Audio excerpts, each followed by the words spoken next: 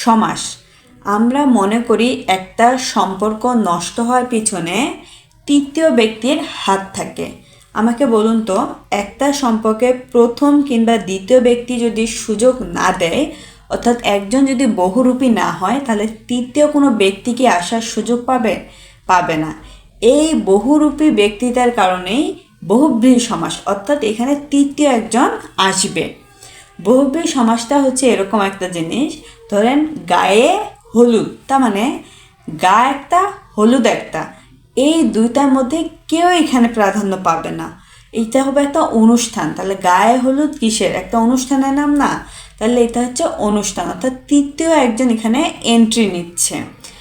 গায়ে যেহেতু কথাটা প্রথমে রয়েছে, তাহলে এটা কি? পূর্বপদ। হলুদ কথাতে যেহেতু পরে রয়েছে, তাহলে সেটা হচ্ছে পরপদ। এখন আমাকে দেখেন, গায়ে হলুদ, গা বা হলুদ কোনোটাই প্রাধান্য পাচ্ছে না। কি পাচ্ছে? তৃতীয় বা অন্য একটা পদ এখানে প্রাধান্য পাচ্ছে। এখন যদি আমি প্রশ্ন করি কার গায়ে হলুদ, উত্তর হবে মানুষ। যদি প্রশ্ন করার পর মানুষ উত্তর হয়, তাহলে সেটাও কিন্তু বহুব্রীহি সমাস হবে। তবে দুই পাশে মানুষ হলে সেটা দ্বন্দ্ব সমাস হয়ে যাবে। তাহলে আমরা বহুব্রীহি সমাসটা কি বুঝলাম? যদি কোনো সমাসের পূর্বপদ ও পরপদ কোনোটাই প্রাধান্য না পেয়ে তৃতীয় বা অন্য কোনো পদ প্রাধান্য পেয়ে থাকে, তবে সেটা বহুব্রীহি সমাস। এছাড়াও স, সহ, আক্ষ, নাব, গন্ধ, জানি, চুর, কর্মা এই বর্ণগুলো সমাসের মধ্যে যদি থাকে, সেটিও হবে বহুব্রীহি সমাস। যেমন সজল, সজলের সামনে কি আছে? স। যদি বলি সহদর, তাহলে সহদরের সামনে কি আছে? সহ। যদি বলি সহকর্মী, তাহলে সহকর্মীর সামনে কি আছে? সহ।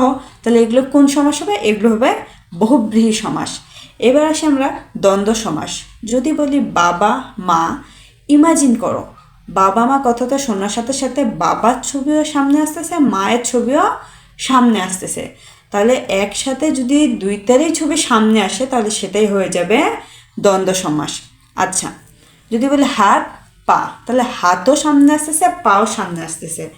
হাত এবং পা, একটা হচ্ছে পূর্বপদ, একটা হচ্ছে পরপদ। হাতটা হচ্ছে পূর্বপদ, পাটা হচ্ছে পরপদ, যেহেতু সেটা পরে আছে। যদি আমি হাত পা বলি, তাহলে হাত বুঝবা নাকি পা বুঝবা? দুইটাকেই বুঝবা, তাই না? তাহলে এখানে পূর্বপদ এবং পরপদ দুইটাই প্রাধান্য পাচ্ছে। তাহলে বহুব্রীহি সমাসে আমরা দেখলাম যে পূর্বপদ এবং পরপদ একটা প্রাধান্য পাবে না, কিন্তু দ্বন্দ্ব সমাসে পূর্বপদ এবং পরপদ দুইটাই প্রাধান্য পাচ্ছে। তাহলে পার্থক্যটা কি বুঝলাম? যে বহুব্রীহির সাথে দ্বন্দ্বের একটা পার্থক্য রয়েছে, অর্থাৎ যেখানে পূর্ব এবং পর কোনোটাই প্রাধান্য পাবে না, সেটাই হচ্ছে বহুব্রীহি। যেখানে প্রাধান্য পাবে, সেটাই হয়ে যাবে দ্বন্দ্ব সমাস। এবার আমরা তৎপুরুষ এবং কর্মধারয় সমাসটা বুঝব। তবে বিভক্তি যদি না জানো, তাহলে না জানো, তাহলে তৎপুরুষ কিংবা কর্মধারয় কোনোটাই তোমরা সহজে বুঝতে পারবে না। তাই বিভক্তি জানতে হবে। যারা বিভক্তি জানো তাদের জন্য খুবই ইজি হবে। যারা জানো না, কমেন্টে আমি বিভক্তির লিঙ্কটি দিয়ে রাখবো, সেখান থেকে তোমরা চাইলে ক্লাসটি করে আসতে পারো। তারপরে তৎপুরুষ ও কর্মধারয় সমাস শেখার চেষ্টা করবে বা বোঝার চেষ্টা করবে। আসো এবার আসি তৎপুরুষ সমাসে। তৎপুরুষ সমাসের সাথে একজনের সম্পর্ক রয়েছে। কার জানো? সেটা হচ্ছে বিভক্তির। এই জন্যই বিভক্তি জানতে হবে। আচ্ছা, আমি লিখেছি বিপদাপন্ন। বিপদাপন্নকে যদি আমি ভাঙাই, তাহলে কি আসবে? বিপদকে আপন্ন, বোঝার চেষ্টা করো। বিপদকে আপন্ন, তাহলে কে কি? কে এখানে বিভক্তি।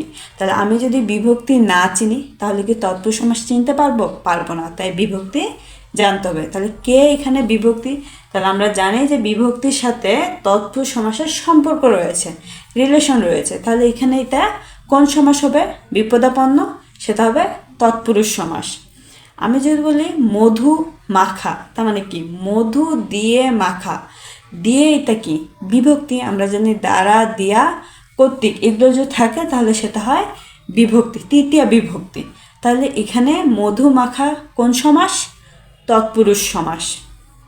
এবার আসি, তৎপুরুষ সমাসের একটা বিপরীত সমাস রয়েছে, সেটা হচ্ছে কর্মধারয় সমাস। তাহলে তৎপুরুষের বিপরীত যদি হয় তাহলে তৎপুরুষের সম্পর্ক ছিল বিভক্তির সাথে, এর বিপরীত হলে কী হবে? সম্পর্ক থাকবে না। কার সাথে থাকবে না?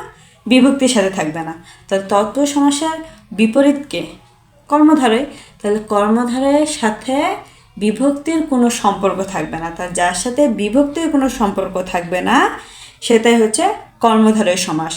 আমরা লিখেছি নীল পদ্ম। নীল যে পদ্ম, আচ্ছা যে এটা বিভক্তি নাকি বিভক্তি না, এটা চেনার জন্য আমাদেরকে জানতে হবে বিভক্তি। তাই বিভক্তিও কর্মধারয় সমাসে অনেক ইম্পর্টেন্ট। এখন নীল যে পদ্ম, অর্থাৎ নীল পদ্মকে ভাঙলে আসবে নীল যে পদ্ম। তার মানে কি? যে কি বিভক্তি নাকি বিভক্তি না? যে কিন্তু বিভক্তি না, তাহলে এটা কোন সমাস হবে? এটা হবে কর্মধারয় সমাস। আরও যদি বলি কাঁচা মিঠা, তার মানে কি? কাঁচা অথচ মিঠা, অথচ কি বিভক্তি না, তাহলে এটা কোন সমাস হবে? এটা হবে কর্মধারয় সমাস। এবার আমরা আসবো দ্বিগু সমাস। দ্বিগু সমাসের সাথে সংখ্যাবাচক বোঝাবে। দ্বিগু সমাস বলতে তাহলে কি বোঝাবে? সংখ্যাবাচক বোঝাবে। যদি আমি বলি চৌরাস্তা, চৌরাস্তা কাকে বলে? চারটা রাস্তা মিলে যে রাস্তাটা হয় সেটাই হচ্ছে চৌরাস্তা। তাহলে চার কি? চার একটা সংখ্যা, তাহলে সংখ্যা থাকলে আমরা কি বুঝবো? সেটা দ্বিগু সমাস। তাহলে চৌরাস্তা কোন সমাস? দ্বিগু সমাস। ওকে, এবার আসি অব্যয়ভাব সমাস। যদি অব্যয়ভাব সমাস বুঝতে হয় তাহলে আমাদের কী করতে হবে? অব্যয়ভাব সমাস বুঝতে হলে আমাদের একটা লাইন মনে রাখতে হবে। আহা অনু শুনছ, নিরপরাধ বেবীদের উপকারের প্রতি যথার্থ উৎসাহ থাকা উচিত। তাহলে এখানে আ হা অনু নির বে বি উপ প্রতি যথা উত, এগুলো যদি কোনো সমাসের সামনে থাকে সেটাই হচ্ছে অব্যয়ভাব সমাস। যেমন প্রতিকূল, তাহলে প্রতিকূলের সামনে কি আছে? প্রতি। প্রতি আমরা এই লাইনের মধ্যে পেয়েছি, তাহলে প্রতিকূল কোন সমাস হবে? অব্যয়ভাব সমাস হবে। অনুধাবন, তার মানে অনু এই লাইনের মাঝে ছিল, তাহলে অনুধাবন কোন সমাস? অব্যয়ভাব সমাস। যদি বলি উপশহর, উপ এই লাইনের মাঝে ছিল, তাহলে উপশহর কোন সমাস? উপশহর হচ্ছে অব্যয়ভাব সমাস। কালকের ক্লাসটি আমরা যে বিষয়ে আলোচনা করব সেটি হচ্ছে কর্মধারয় সমাস, তৎপুরুষ সমাস এবং বহুব্রীহি সমাসের প্রকারভেদগুলো নিয়ে। তাই আজকের ক্লাসটি যদি ভালো লেগে থাকে অবশ্যই চ্যানেলটিকে সাবস্ক্রাইব করুন কালকে এদের প্রকারভেদ জানার জন্য। ধন্যবাদ।